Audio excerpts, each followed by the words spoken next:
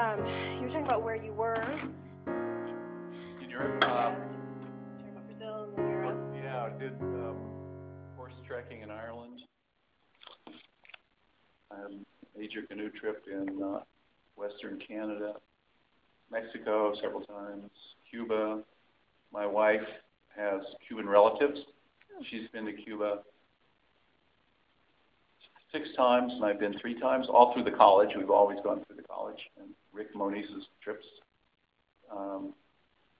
Chabot has a lot of connections with Cuba, Cuban people there, and it's an example of a struggling country that fails to thrive under communism with a leader, Fidel Castro, who refuses to give up his ideology, which doesn't work.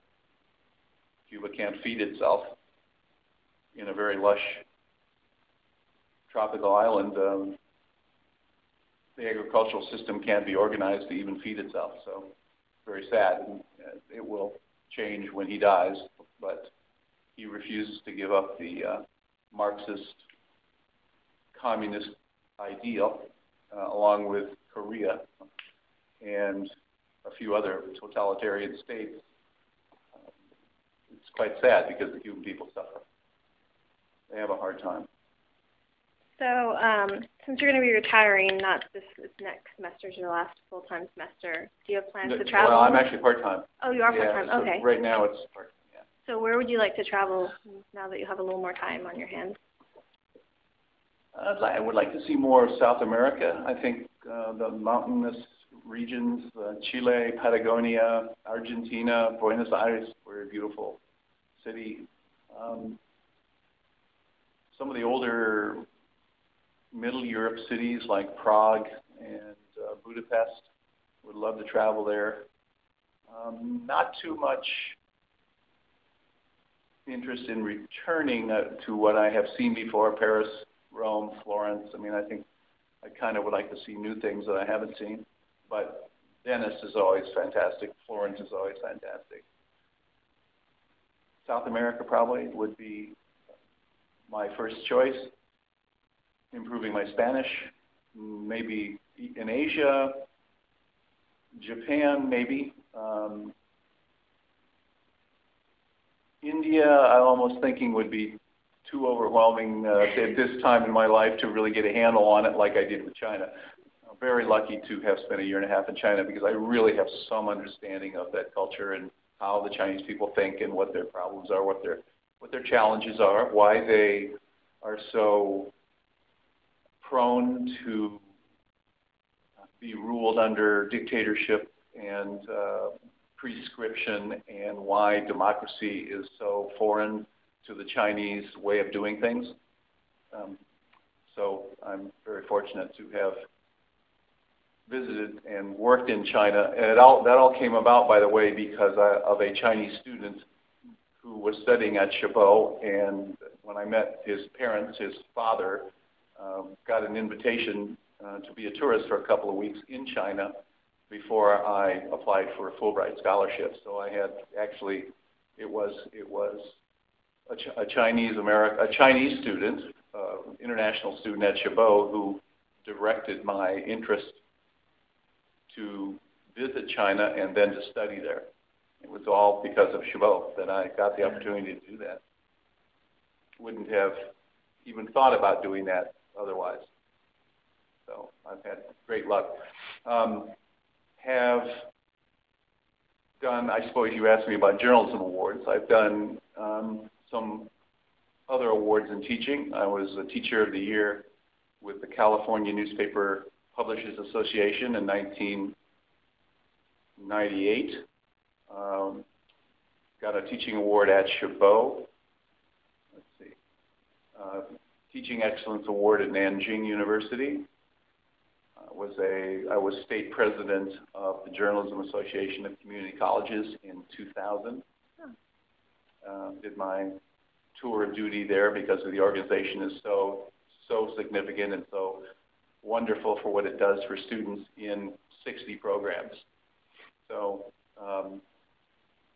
I've also been given an award from the Society of Professional Journalists for championing and upholding the First Amendment when I got involved with fighting for a program at College of San Mateo, which we subsequently saved from being eliminated because of politics, and we fought for it and kept the program there. And I was also secretary of the Northern California chapter of the Society of Professional Journalists. So I've had some acknowledgments for teaching. Okay, and then my final question is there anything you want to tell the Spectator staff? Current or past? I miss them. I'm gonna miss.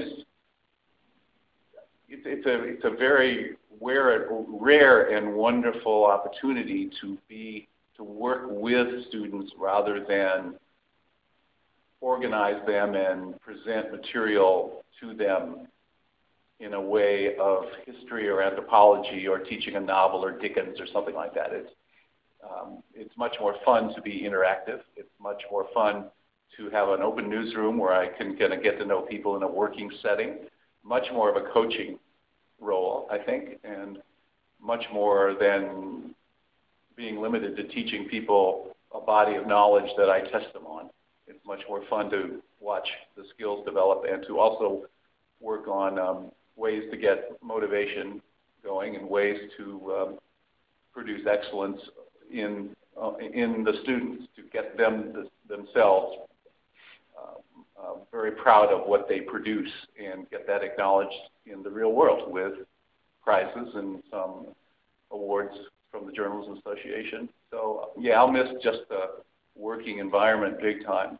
And the other thing that I guess I had a little part of was Matthew Huffman, who was managing editor of The Spectator in 1991-92. Just this past year won the Pulitzer Prize for public service, writing for the Las Vegas Sun. And Matthew and I have been friends all these years, and he's stayed at my house, and we talk a lot about journalism, and he's been also a guest speaker with the Journalism Association, most recently at NorCal. He was the featured speaker at NorCal, keynote speaker for having come up through journalism education at Chabot and gone on and stuck with it and become one of the best. And I'm very, very proud that I had a small part in his education.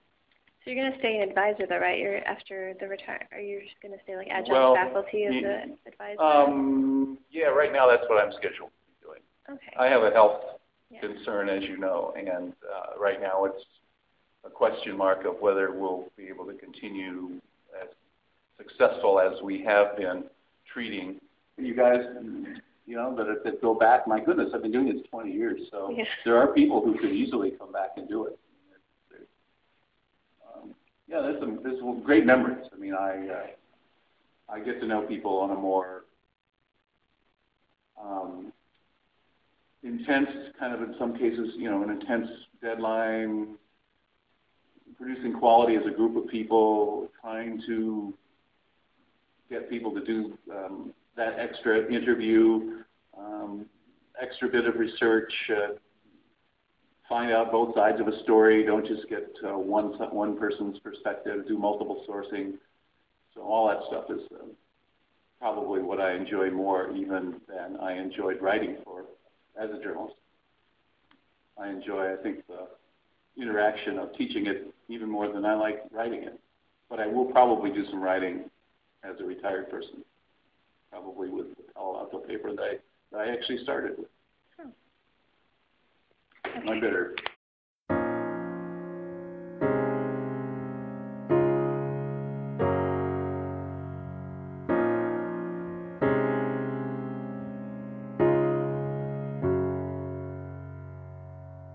It's like forgetting the words to your favorite song. You can't believe it.